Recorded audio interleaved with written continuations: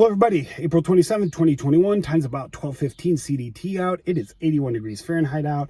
I am sweating and it is Geo-Rant time. Geo-Rant number 146. This is a response to a question left on Geo-Rant number 145, linked below. I suggest you go and watch that because if I'm going to talk about stuff, you may not know what I'm talking about, but that's on you because you didn't go back to Geo-Rant number 145. I'm going to try to keep this relatively short.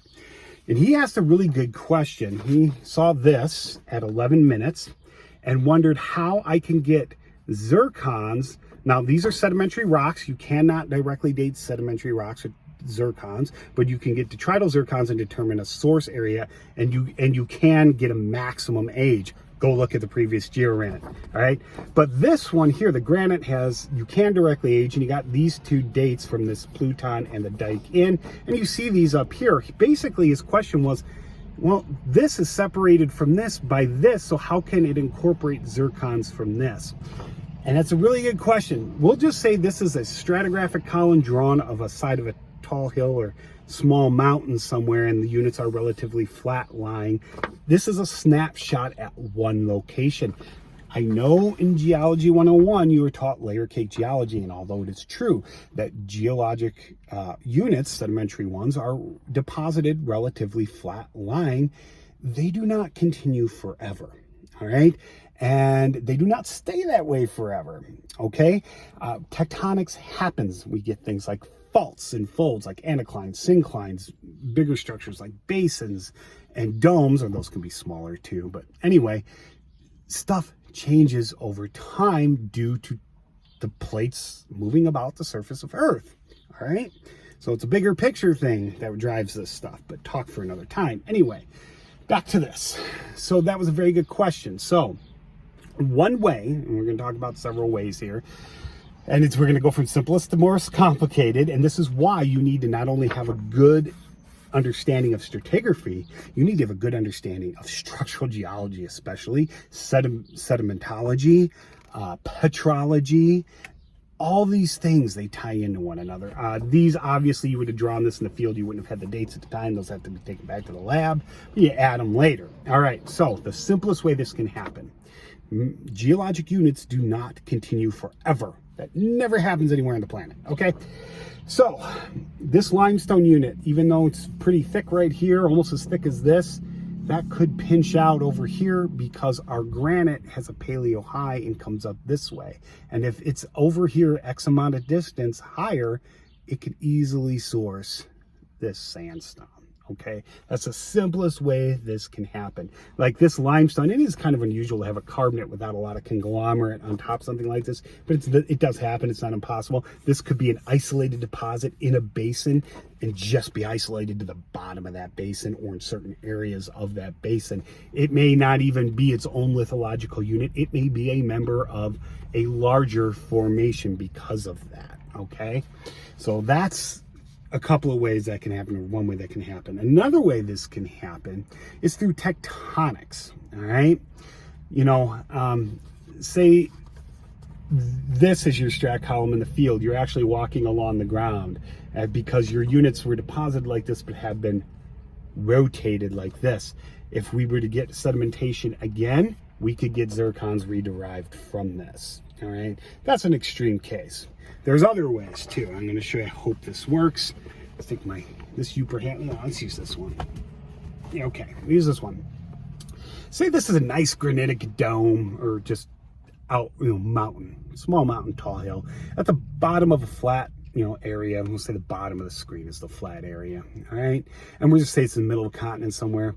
We start getting rain and stuff and physical weathering of our granite, and it's going to source a unit here, all right? So this unit here is going to contain zircons from this hat, all right? And now say we get basin subsidence. Our tectonic situation changes where the whole region starts to subside. At this level, things are gonna look pretty flatline, but over hundreds of square kilometers and miles, it doesn't matter, it may not be. The Illinois Basin is a perfect example of this. So it starts subsiding. Well, deposition is going to continue, and say now all of a sudden we get to the top and our units, this is become isolated. It's no longer contributing zircons to this layer. It's cut off. Now say, even though this is down under our basin now, we get more clastic deposits coming from this way, meaning they're going to contain zircon sourced from somewhere else, not from here. And they could be younger than this granite. They could be older. It depends on what's way down over there on the edges of the basin. Okay, so now you've got this situation. So now the granite's out of the picture. Okay. And that continues and stays stable like that for a long time. Not much changes, but now all of a sudden we get an orogeny. Two continents start colliding, maybe not right here, but close by.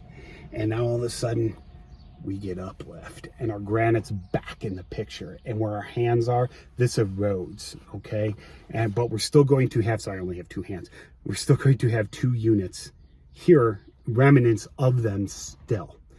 Now, if a new unit, if this stays like this or subsides again, or gets tilted in, in a way where it's put back below, sedimentation level, this can serve as a source for even younger units deposited on top once again.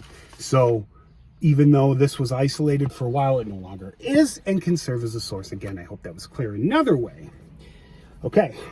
We have our granitic plutons, say like the Pinokian orogeny, rising up into the mafic and metasediments of the Quinnesec Formation. So we got this one pluton, which is my head here, and then another one comes in, and it's real close in age, and then another one comes in. So we got these three plutons. We can use the law of cross-cutting relationships to know that this is the oldest, this is the middle, and this is the youngest, all right? But say my head is really bigger than these and it pushes it apart and it's, separates it pretty well, all right? Now, uranium lead dating has gotten pretty good, okay? But in a situation like this, where you get that kind of collision, you can have a lot of similarly aged plutons, all right? And that happens with Pinokian orogeny.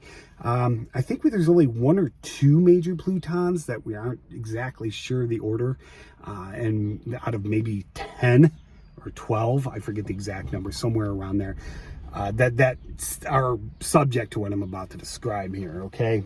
Because we can't determine cross-cutting relationships. And there might be smaller plutons too, but talks for other time. Okay, so now we got these three plutons, and we date this one, and we get 1,850 million years plus or minus 5 million years. And we date this one, and we get 144 million years plus or minus 8 million years. Now, we did get a younger age for this one, but the margin of error overlap. So if we don't know the cross-cutting relationships and these are lithologically similar, they could even be the same pluton and may be the same age. But, they could not be. The actual ages without the margin of error could be the actual ages. But we have to take into account the margin of error, okay? So what does it have to do with this? So you get these three plutons, which are now serving as sedimentary sources, and all similar ages. Say you couldn't date this one for whatever reason. So say here, we didn't have the 1.88, we just had 2.45. Well, this is 2.45, but we could have had a pluton over here that's 2.44. One over here is 2.47, and all the margin errors overlap.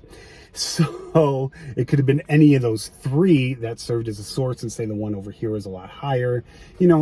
Stuff like that can serve as source areas too, especially if you're doing continuous deposition, active deposition as these plutons intrude. All right. I hope that made sense. Michael, I hope I answered your question. It was a good one, but we're coming up on 10 minutes. So if you have any questions or comments, please leave them below, and I hope you learned something.